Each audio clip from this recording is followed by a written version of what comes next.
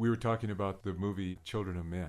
People are coming to you with their problems. They've devised a shot, and they want you to invent something to take care of that shot. That's what's happening now. Uh-huh.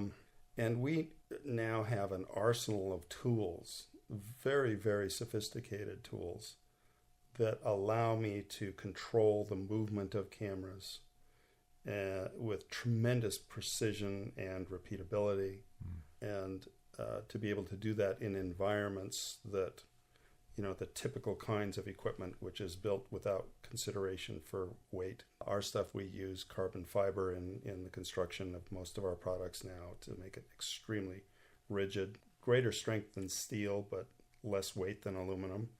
It's going back to what I was talking about, the marriage between the grip and camera worlds, where, the thought process that I have in approaching the design of a piece of equipment comes from enabling the cinematographer and director, the visionaries of a film, to give them the tools that are unencumbered by the typical kinds of weight and mass and size constraints that most film equipment is pretty heavy and bulky. You go onto a film set, there's truckload after truckload after truckload of equipment parked outside. Thinking in a broader way about the problem and thinking about the capabilities that I want to enable through the development of this equipment comes from my thinking about a shot in my head. I envisioned a shot of a motorcycle going through a corner at 130 miles an hour, being chased by another motorcycle, so that the angle of that motorcycle matches the lean of the motorcycle that you're photographing, so that when you're seeing that image on the screen, the motorcycle that is actually leaning at a 50-degree angle is upright in the frame, and the horizon is at 50 degrees. And what that does is it puts you viscerally, yes, as a viewer, into the sensation of riding a motorcycle. Yes. And the only way to achieve that shot is to have equipment that is lightweight enough and controllable enough and wirelessly controllable enough that you can put it on another motorcycle with a rider of equal skill to be able to go through that corner at 130 miles an hour, and you're sitting in the pit area of the racetrack operating from a half mile away. That's the kind of extreme thinking that I apply in the white page portion of the design, where I just start out with a blank page and say, okay, I've got a shot in my head. Now I have to design backwards from that. Uh-huh. What do I need to accomplish to get that shot done? So now we have this kind of arsenal of these incredibly sophisticated, capable tools that in various different kinds of combinations can solve a lot of different kinds of problems in very unique ways. So I've fostered this notion by being very forthcoming and free with my experience of 30 years on film sets to anyone that calls us and said, my director's thinking about this shot and we're trying to figure out how to do it.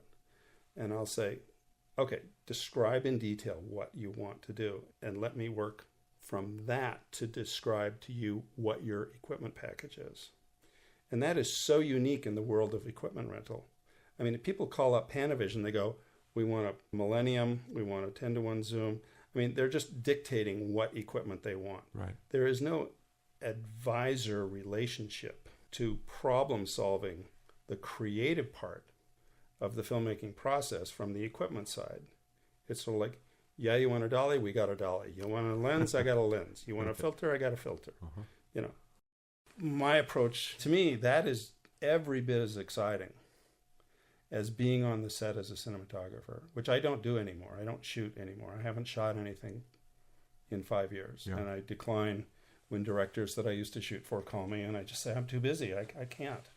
This film, Children of Men, was just such a spectacular example, and it's just such a wonderful experience for me of being able to collaborate with a brilliant cinematographer and an incredibly courageous and bold director who had envisioned a shot for their film and were demanding to do that shot and relentless in their demand to do that shot, even though they had no idea how to execute it. Emmanuel Lubisky is a cinematographer, 3-time nominated Academy Award cinematographer, and Alphonse Cuarón They're both from Mexico, and they are both brilliant, brilliant members of the film community. The film has received such accolades for its boldness and its braveness in its style and its look.